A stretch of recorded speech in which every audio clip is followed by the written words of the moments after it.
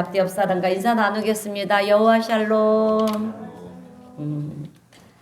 오늘은 사순절 첫 번째 주일입니다. 사순절은 우리 예수님께서 우리를 살리시기 위해서 우리의 죄를 대신 짊어지시고 십자가에서 고난 당하시고 죽음 당하신 그 주님의 사랑과 희생을 묵상하는 절기가 바로 사순절입니다. 그런데 예수님의 그 고난 당하심이 여러분 나를 위한 것이었다라고 하는 것을 우리가 생각할 때 우리는 이 사순절의 절기를 그냥 쉽게 넘어갈 수는 없는 절기라고 하는 것입니다. 오늘 그래서 우리가 이번 사순절 절기 동안에 우리 예수님을 더욱 깊이 묵상하고요. 또 예수님을 더욱 알아가는 그런 절기가 되시기를 주님의 이름으로 축원드립니다. 오늘 본문 요한복음은 예수님께서 가장 사랑하는 제자 사도 요한이죠. 사도 요한이 예수님께서 십자가에서 죽으시고 또 부활 승천하신 이후에 예수님의 육신의 어머니 마리아를 모시고 지금의 터키에 있는 에베소로 갔습니다. 에베소는 당시에 많은 그리스도인들이 핍박을 피해서 간 곳이 에베소였습니다. 그래서 사도 요한도 핍박을 피해서 예수님의 어머니 마리아를 모시고 에베소로 간 거예요. 당시 이스라엘을 지배하던 로마에는 예수님이 돌아가시고 부활 승천하신 이후에 기독교를 박해하는 이 형제들이 많이 나왔어요. 그 중에 도미티안이라는 이 형제가 유달리 기독교를 박해했습니다. 그래서 예수님의 12제자들이 그 당시 그때 거의 다 죽고요. 또 순교를 당했는데 사도 요한만 남은 것입니다. 그러나 사도 요한 또한 잡힘을 당해서 이제 반모섬이라고 하는 곳으로 유배를 가게 돼요. 그래서 사도 요한은 그 반모섬에서 이제 유배 생활을 하게 되는데요. 노예의 몸으로 또 연약한 가운데 연로한 가운데 채석장에서 돌을 캐는 그런 중노동을 하면서 지냅니다. 그런데 어느 날 하나님께서 계시를 보여주셔서 그 계시를 받아 적은 것이 바로 요한계시록이에요. 성경 맨 마지막 장이죠. 그렇게 사도 요한은 반모섬에서 중노동을 하면서 지내다가 그 반모섬으로 유배를 보냈던 도미티안이라는 형제가 이제 죽음을 맞이하게 됐어요. 죽게 됨으로 인해서 사도 요한은 다시금 그 반모섬에서 풀려나게 됩니다. 그래서 다시 이제 에베소로 이렇게 돌아오게 되었어요. 에베소는 당시에 무역업이 활발한 그런 상업 도시였습니다. 그러다 보니까 도시가 화려하고 발전된 그런 도시였어요. 그래서 많은 사람들이 이제 모여들었는데 그 당시에 전 세계를 지배했던 철학이 있었어요. 그 철학이 무엇이냐면 그리스 로마 철학, 헬라 철학이라고도 얘기를 해요. 우리의 몸이 영과 육으로 분리가 되는 이원론을 얘기하는 철학이었습니다. 근데 여러분 우리의 몸은 이원론적이 아니에요. 단일체예요. 육체와 영혼으로 이렇게 육체와 영혼으로 단일체를 이루고 있는 것이 우리의 몸입니다. 그런데 그 당시의 철학은 영은 영이고 육은 육이다 이렇게 분리적인 얘기를 하는 것입니다. 그러다 보니까 예수님에 대해서 의문이 생기는 거예요. 그들에게 예수님이 하나님이신데 어떻게 인간일 수가 있느냐. 도대체 말이 안 된다. 그래서 예수님은 인간이다 신이다. 이렇게 이것에 대해서 설왕설래 옥신각신하면서 그렇게 굉장한 논쟁이 벌어지게 되었다라고 합니다. 그래서 예수님의 제자였고요. 예수님에 대해서 누구보다도 잘 알고 있는 이 사도 요한에게 사람들이 몰려와서 도대체 예수님이 누구신지 좀 가르쳐 주세요. 그래서 사도 요한은 예수님이 평소에 하던 말씀과 또 예수님과 함께 지내면서 있었던 일들을 떠올리면서 예수님이 누구신지에 대해서 소개하는 책이 바로 요한복음이에요. 그래서 예수님의 생애에 대한 책을 보면은요, 신약의 마태복음, 마가복음, 누가복음, 요한복음 이 네 권의 책 속에서 예수님에 대한 이야기가 기록되어 있는 것을 우리가 보게 되는데요. 그런데 이 마태, 마가, 누가복음은 예수님의 일생에 대해서 그러니까 예수님의 전기를 기록한 책이 바로 예수님을 소개하고 있어요. 이 세 복음은. 그러나 요한복음만큼은 예수님의 생애에 대한 이야기를 하는 것이 아니라 예수님이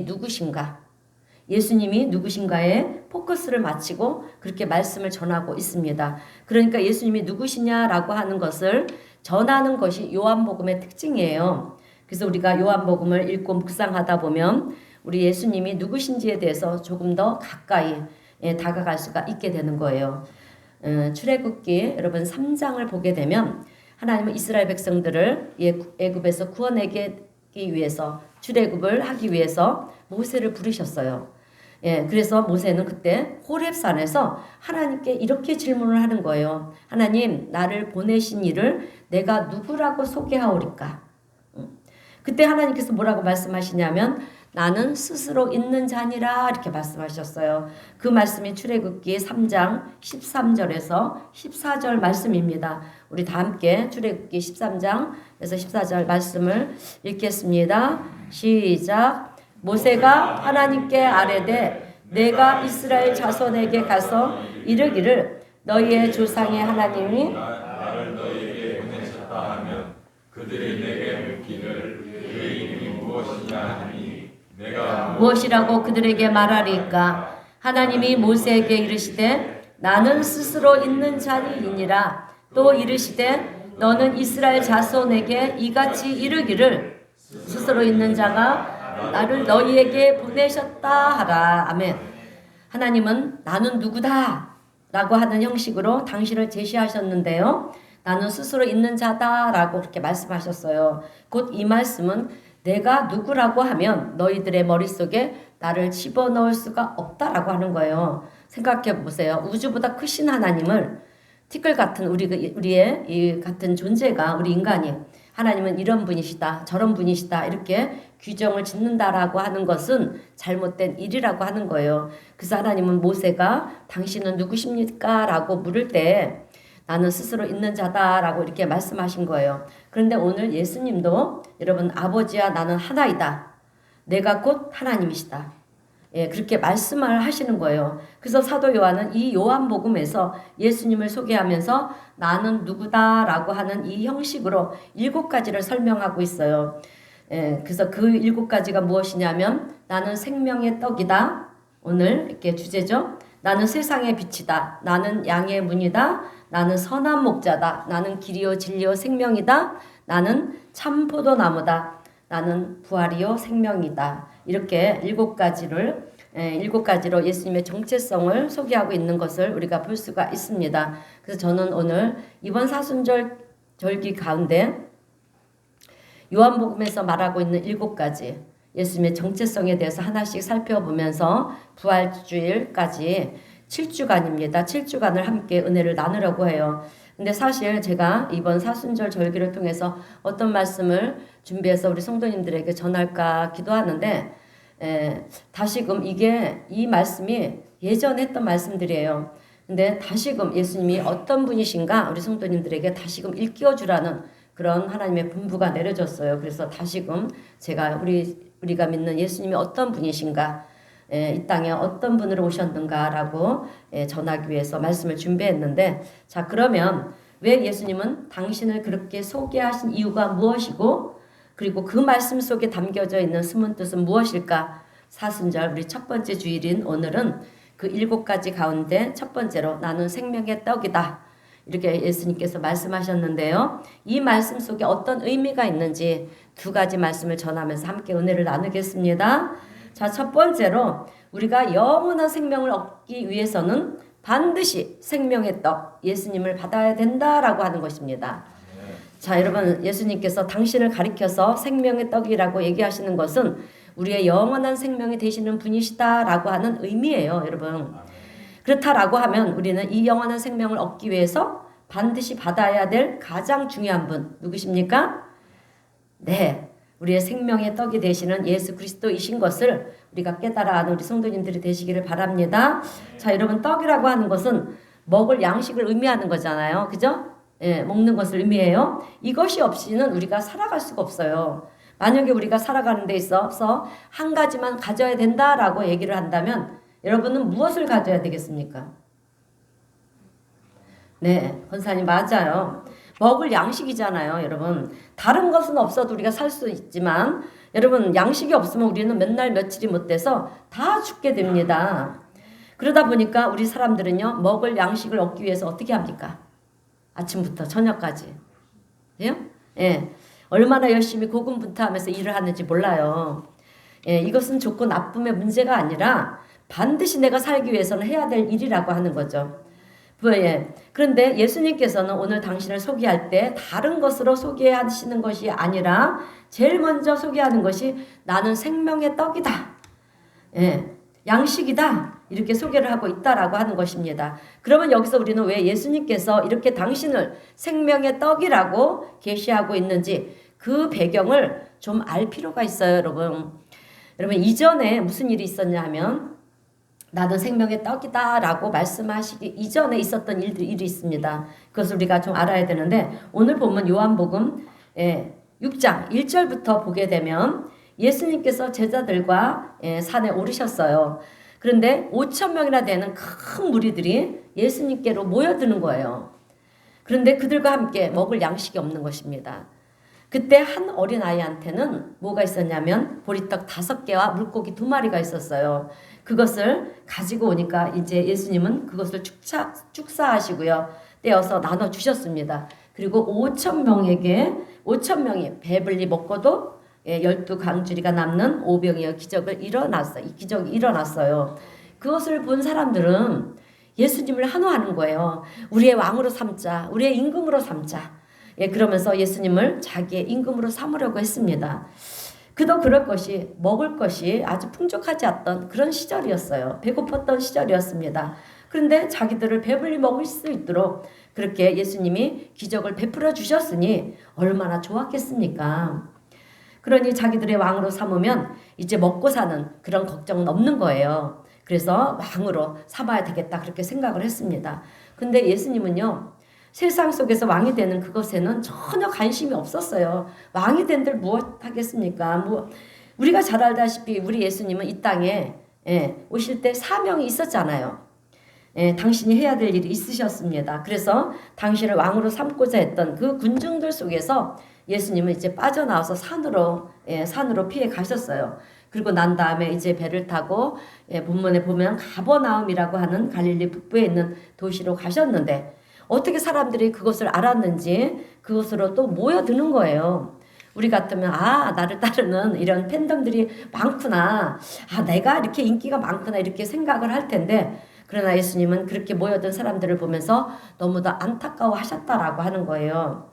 그리고 그들을 향해서 뭐라고 말씀하셨냐면 오늘 본문 26절을 보면 너희가 나를 찾는 것은 표적을 본 까닭이 아니요 떡을 먹는 배부른 까닭이다 이렇게 말씀을 하고 계십니다.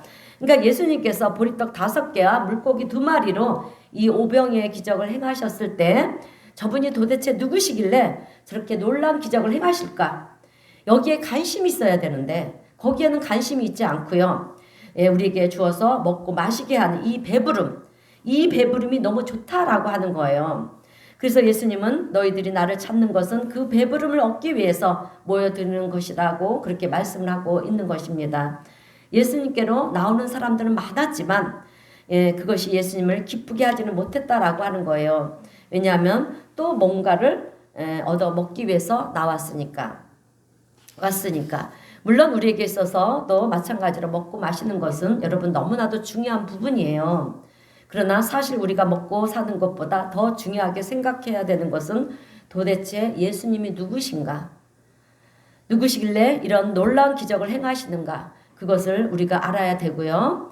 또 알게 되면 여러분 우리는 정말 하늘로부터 주어지는 그 영생의 말씀을 듣는 것에 더 관심을 갖게 된다라고 하는 것입니다. 그런데 사람들이 예수님께로 달려오는 이유는 떡을 먹을 수가 있고요. 배부를 수가 있기 때문에 그렇게 왔다라고 하는 거예요. 물론 우리가 예수님께로 나가면 여러분 먹고 마시는 문제는 해결이 됩니다. 그래서 예수님은 그것을 지적하시는 거예요. 그것도 중요하지만 너희들에게 중요한 것은 무엇이냐면 자 30절 말씀을 보니까 우리가 보고 이제 사람들을 지적을 하시니까 사람들은 예수님께 이런 질문을 하는 거예요. 30절이에요. 그러면 우리가 보고 당신을 믿도록 행하시는 표적이 무엇입니까? 그러면서 자기들이 생각하기에는 구약시대에 자기의 조상들이 출애굽해서 광야에서 그렇게 먹을 것이 없을 때 수백만 명이나 되는 사람들을 광야에서 다 죽을 수밖에 없었는데 먹을 것이 없어서 그런데 하늘로부터 만나가 주어졌다라고 하는 거죠. 그러니까 하나님께서 만나를 주셔서 아침에 일어나 보면 그 이슬 같은 것이 바닥에 깔려 있어서 하얀 것들이 단맛을 나면서 쫄깃쫄깃한 것들이 있어서 그것을 먹으니까 힘도 날 뿐만 아니라 눈도 밝아져서 양식으로 삼기에 좋았다라고 그렇게 얘기를 해요. 그런데 그것은 그들 자신이 수고하고 그렇게 심고 해서 거둔 것이 아니잖아요. 하나님이 주신 것입니다. 그래서 아침에 일어나면 땅바닥에 널려 있었다고 얘기하지 않습니까? 그래서 그냥 주워서 먹기만 하면 됐다라고 하는 거예요. 그래서 하나님께서 그렇게 자기 조상들에게 주신 그 양식에 대한 만나에 대한 그 이야기를 하면서 그들은 예수님께서도 오늘 우리에게도 그 만나와 같은 그런 것을 주실 수 있지 않느냐라고 얘기를 하는 것입니다. 그 말씀이 오늘 본문 34절인데요. 주여 이 떡을 항상 우리에게도 주소서. 주님 우리에게 먹을 양식을 늘 공급해 주시면 우리가 얼마나 편하게 잘 먹고 잘 살 수 있겠습니까? 사람들은 예수님께 우리가 수고하지 않아도 늘 먹을 수 있게 만나와 같은 양식을 달라고 그렇게 요구를 하는 거예요. 그러면서 예수님은 그런 양식을 우리에게 주실 수 있는 분이십니다. 그러니 주십시오. 여러분 이것은 어찌 보면 오늘 우리의 모습이라고 하는 거예요. 영생을 위해서 영원한 생명을 위해서 예수님께 구하는 것이 아니라 이 땅에서 삶에 필요한 것들 예수님께 필요한 것들을 우리가 예수님께 구하고 있는 우리들의 모습이라고 하는 것입니다. 그런데 이런 사람들에게 예수님께서 하신 말씀은 내가 바로 만나다 내가 바로 생명의 떡이야. 오늘 보면 35절 말씀입니다. 다 함께 우리 35절 말씀을 읽어보겠습니다. 시작. 예수께서 이르시되 나는 생명의 떡이니 내게 오는 자는 결코 줄이지 아니할 터이요 나를 믿는 자는 영원히 목마르지 아니하리라. 아멘. 자, 예수님께서 나는 생명의 떡이다 이렇게 말씀하실 때 이스라엘 백성들이 여러분 기뻐했을까요? 실망했을까요? 네, 실망했어요. 왜냐하면 내가 배가 너무 고파서 만나를 구하는데 예수님은 만나를 주시는 게 아니라 내가 생명의 떡이라고 하니 얼마나 실망을 했겠습니까? 그래서 그들은 예수님 당신 말고 어떤 진리의 말씀 말고 우리에게 지금 먹고 사는 양식이 필요합니다. 양식을 주시옵소서. 만나를 주세요. 그런데 예수님은 그 만나가 바로 나야. 내가 바로 너희들의 생명의 떡이다. 그런 이스라엘 백성들은 실망할 수밖에 없었다라고 하는 거죠. 답답한 거예요. 그런데 하나님은 더 답답한 거예요. 예수님은 여러분. 그래서 예수님은 지금 너희들이 먹고 사는 것이 그렇게 중요해서 양식을 달라고 그러느냐? 그것은 일시적인 것이 아니냐라고 하는 거예요. 정말 생명을 살리는 양식이 필요해서 너희들이 그렇게 절박하게 나를 찾아온다라고 찾아올 정도라고 하면 영원한 생명에 대한 것은 얼마나 더 중요하겠느냐라고 하는 거예요. 여러분 우리가 이 땅에서 살다가 죽으면 괜찮아요. 근데 죽음 이후에 심판이 있다고 했잖아요. 그래서 심판의 그 길에서 우리가 영원히 사느냐 불구덩이인 지옥으로 들어가느냐가 문제라는 거예요. 그런데 예수를 믿으면 우리가 영원한 생명 천국으로 갈 수가 있지 않습니까? 그 영원한 생명을 살기 위해서 너희들에게 필요한 양식이 바로 난데 너희들은 그 영원한 생명보다 일시적인 생명을 위해 이 땅에서 살면 잠시 잠깐이라는 거죠. 그 양식을 위해서 나를 찾으면서도 영원한 생명의 그 중요성을 깨닫지 못하고 있으니 이것이 너무도 주님께서는 안타깝다라고 하는 것입니다. 그래서 오늘 본문 49절에서 주님 말씀하시는 것이 뭡니까? 너희 조상들은 강야에서 만나를 먹었어도 죽었다라고 하는 것입니다. 너희 조상은 강야에서 하늘에서 주는 만나를 먹었지만 아직 살아있느냐? 여러분 살아있습니까? 다 죽었습니다. 죽었다라고 하는 거예요. 여러분 이 세상에서 먹고 사는 것은 그 순간은 생명이 연장될 수도 있어요. 연장될지 몰라도 결국은 우리 인생은 다 죽는다라고 하는 것입니다. 그래서 우리에게는 영원히 사는 문제가 정말 중요한 문제인데 왜 거기에 대해서는 관심을 갖지 않느냐라고 하는 거예요. 이런 얘기를 예수님은 하고 계시는 것입니다. 여러분 오늘 우리가 이 땅을 살아가는 데 있어서 중요한 것이 양식이듯이 우리의 영원한 생명을 위해서 우리에게 필요한 것은 생명의 양식이 되시는 우리 예수님이신 것을 분명히 깨달아 하는 우리 성도님들이 되시길 주님의 이름으로 축원드립니다. 그런 측면에서 볼 때 오늘 예수님을 내 구주로 삼고요. 또 예배하는 우리 모두는 이미 생명의 떡이신 예수 그리스도를 소유한 분들이신 줄로 믿습니다. 네, 여러분 우리는 이미 하나님의 큰 은혜 축복을 받은 존재예요. 하나님의 사람들입니다. 그래서 우리는 감사할 수 있는 것이에요. 예, 예수 그리스도를 생각할 때 우리는 또한 찬송을 부를 수가 있는 것입니다. 우리가 이 땅을 살아가고 있는 데 있어서 먹을 양식도 필요하고 이것도 필요하고 저것도 필요합니다. 그러나 그것보다 여러분 더 중요한 것은 그것을 주시는 우리 하나님이 더 중요한 줄로 믿습니다. 또 그것을 주시는 생명의 떡이 되시는 우리 예수님이 더 존귀하신 분이신 줄로 믿습니다. 또 우리를 그 그리스도 예수에게로 인도하시는 성령 하나님의 역사가 더 중요한 것입니다. 그렇기 때문에 우리가 세상을 살아가는 것도 중요하지만 우리의 우선순위를 하나님께 둬야 되는 거예요. 그리고 예수 그리스도를 구해야 되는 것입니다. 그런 믿음의 성도님들이 되시기를 주님의 이름으로 축원드립니다. 여러분 우리가 믿음으로 구하고요. 믿음으로 예수님을 믿는 거예요. 믿을 때 그 예수님의 놀라우신 역사하심이 우리의 삶 속에서 이루어지는 줄로 믿습니다. 자, 두 번째로 오늘 생명의 떡이 가지고 있는 의미는 예수 그리스도의 사랑과 희생을 여러분 믿음으로 받아야 된다라고 하는 거예요. 계속해서 믿음을 강조하고 있습니다. 예, 우리의 종교는 믿음의 종교예요. 예, 그래서 우리가 체험하지 않고서는 하나님을 믿을 수가 없습니다. 예, 제가 누누이 설교할 때마다 말씀드리죠. 우리 하나님은 영이시고 신이시잖아요.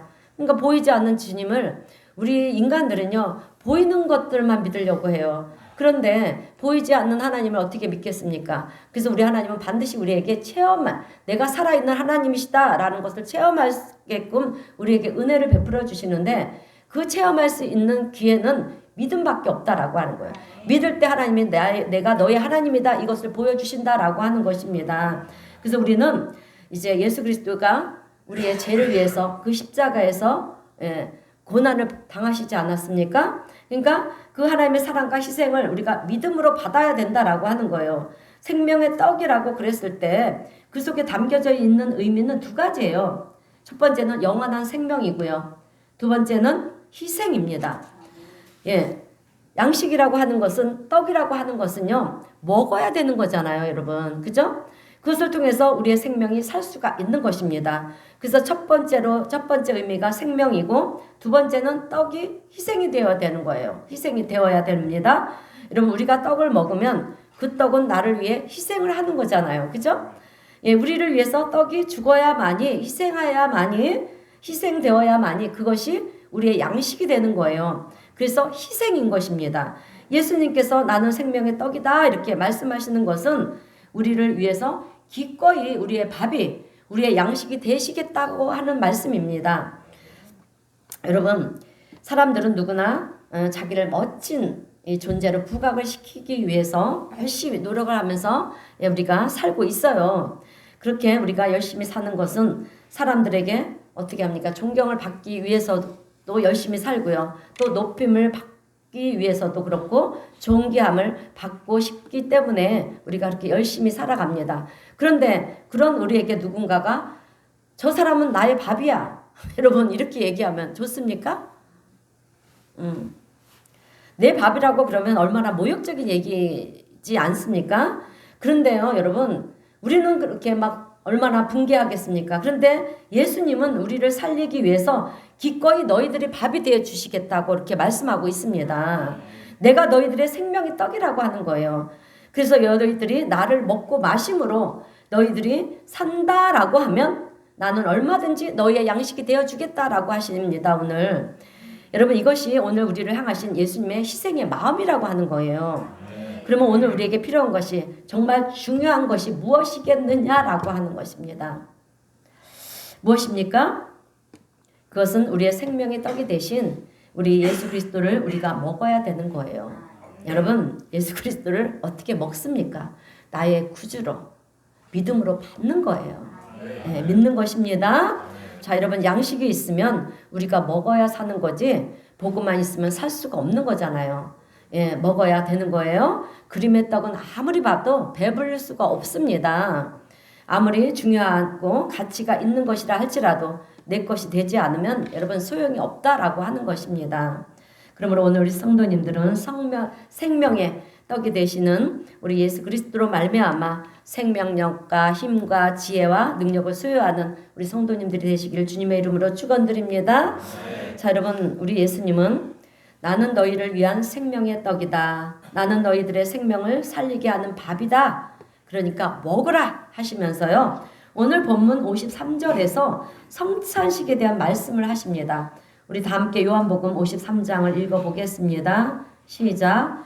예수께서 이르시되 내가 진실로 진실로 너희에게 이르노니 인자의 살을 먹지 아니하고 인자의 피를 마시지 않으면 너희에게 생명이 없느니라. 아멘. 자, 54절 55절도 함께 읽어보겠습니다. 시작.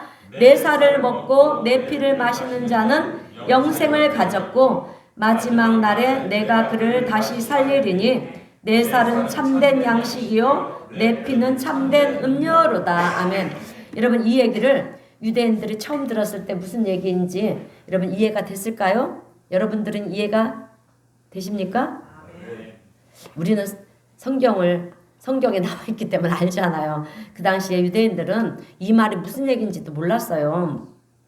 여러분 우리나라에도 초창기에 선교사님들 들어와서 성찬식을 할 때 내 살을 먹고 내 피를 마셔라 그랬을 때 문 밖에서 그렇게 귀를 기울이고 떠있던 사람들이 깜짝 놀래가지고요. 예수교라고 하는 것은 사람들을 잡아먹는 종교다 하면서 난리가 났었다고 합니다.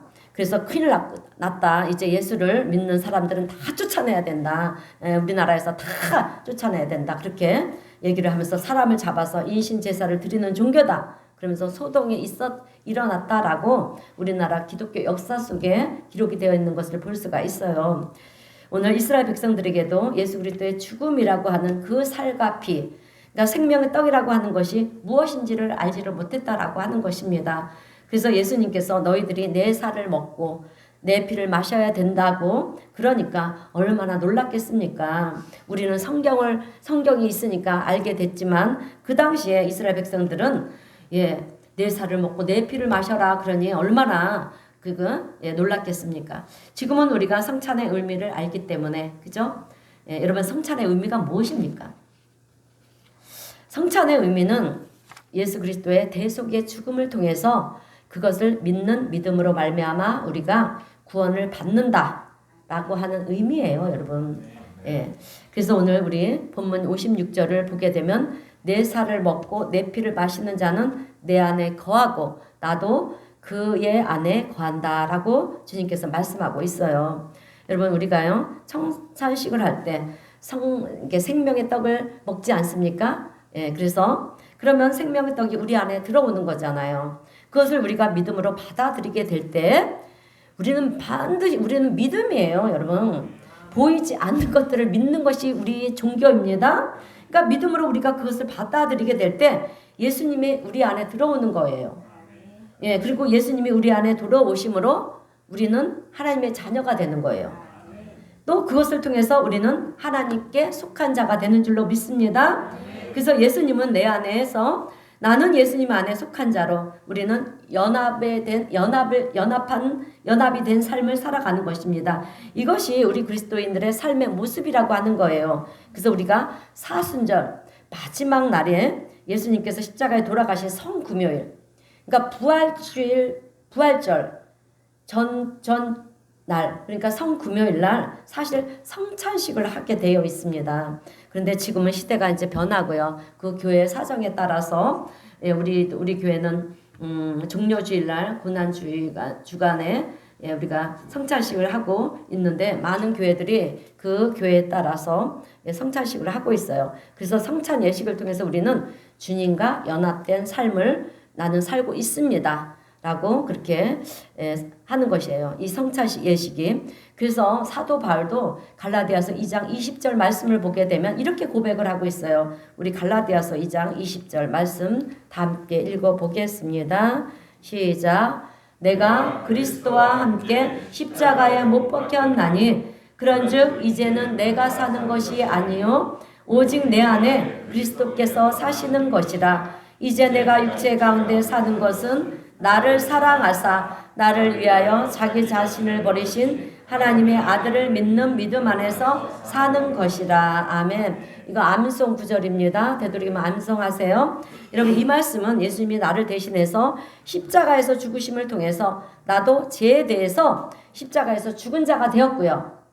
우리도 함께 예수님과 함께 믿으니까, 예수님을 믿기 때문에 예수님과 함께 십자가에서 못 박은 거예요. 십자가에서 죽게 되었다라고 하는 거예요.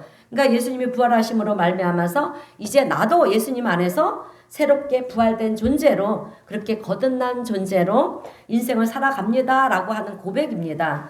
그래서 예수님이 죽으실 때 나도 죽었고 예수님이 부활하심으로 나도 살았습니다.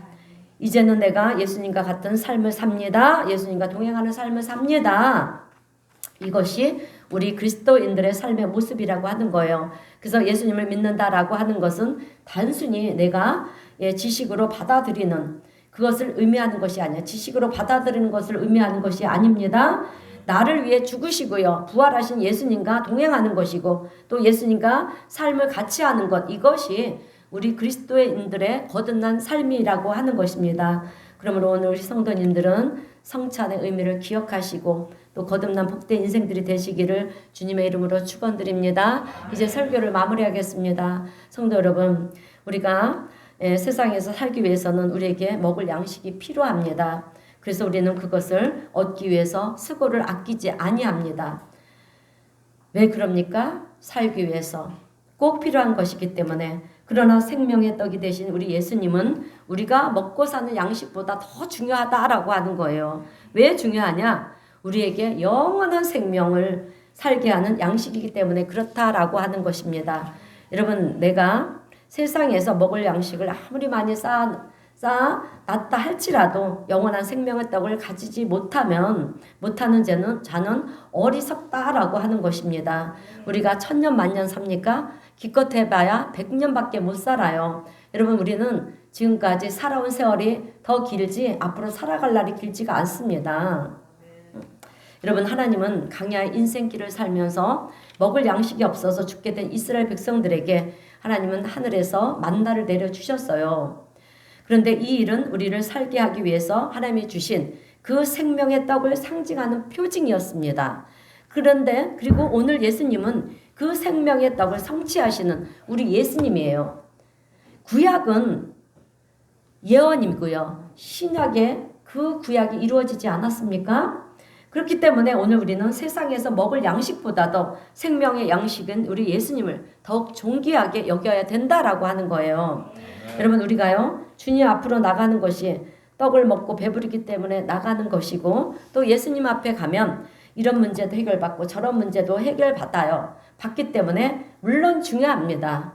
그러나 우리가 그 예수님이 우리의 영원한 생명이라고 하는 것을 여러분 우리가 깨닫게 되면 그 순간 우리는 다른 것보다도 그냥 그분 자체가 우리에게 있어서 없어서는 안 되는 분이시고요. 우리가 살면서 가장 귀하고 가장 가치 있는 분이라고 하는 사실을 알게 됩니다. 왠지 아십니까? 요한복음 14장 6절의 말씀을 보면 예수님께서 말씀하셨어요. 내가 곧 길이요 진리요 생명이니 나로 말미암지 않고는 아버지께로 누굽니까? 하나님께로 올 자가 없다라고 하는 거예요. 그러니까 예수님 아니고서는 우리가 하나님께로 갈 수가 없다라고 하는 거죠.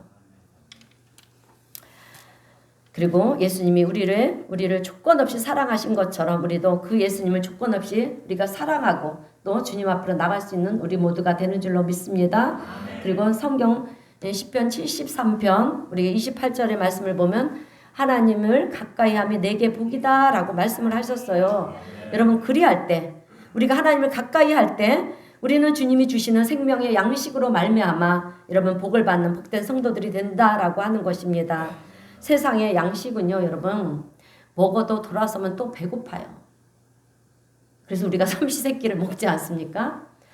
그리고 줄이고 힘들고 또 어려워질 수밖에 없다라고 하는 거예요. 그러나 우리가 생명의 양식 대신 이 생명의 떡이 대신 예수 그리스도를 믿음으로 받아들이게 될 때 오늘 우리의 삶 속에는 여러분 영원한 만족이 있게 되는 것이고요. 또한 영원한 기쁨과 영원한 감사가 있게 된다라고 하는 것입니다. 그러면 우리는 어려운 상황 속에서도요. 주님을 찬양할 수가 있게 되는 것이고요. 또 승리하는 삶을 살아갈 수 있는 우리 모두가 되는 줄로 믿습니다. 오늘 우리 성도님들은 예수님이 우리의 영원한 생명의 떡이 되신다는 이 말씀을 이번 한 주간 동안도 묵상하면서 생명의 떡 양식이라는 것이 무엇일까 더욱 깊이 묵상하시면서 우리의 생명의 떡이 되시는 예수님을 찬양하며 또 그 예수님과 동행함으로 승리하는 귀하고 복된 한 주간이 되시고요. 또 이 사순절 절기를 통해서 나를 위해 십자가 지신 그 주님의 사랑과 은혜를 잊지 않는 우리 성도님들이 되시기를 주님의 이름으로 축원드립니다. 네, 기도하겠습니다. 사랑의 하나님 아버지 은혜에 감사드립니다. 오늘 말씀을 통해서 예수님께서 생명의 떡이 되어 주셔서 우리에게 영원한 생명을 주시고 또 우리에게 그 생명을 주기 위해서 희생하신 그 사랑을 주님 다시 한번 저희들 기억해 봅니다.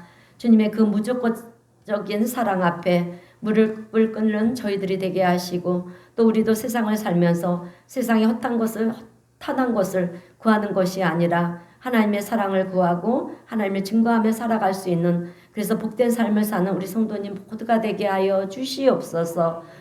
또한 이번 사순절 절기를 통해서 무엇보다도 우리 성도님들이 예수님을 더 깊이 묵상하는 시간을 갖게 하시고 그래서 그 안에 담겨져 있는 우리 하나님의 은혜와 축복과 또 숨겨진 보화를 발견할 수 있는 사순절 절기가 되게 하여 주시옵소서. 우리 주님 함께 하시고 인도하여 주실 줄 믿고 감사드리오며 예수님의 이름으로 기도드리옵나이다. 아멘. 우리 찬송가 95장 다 함께 찬송하겠습니다.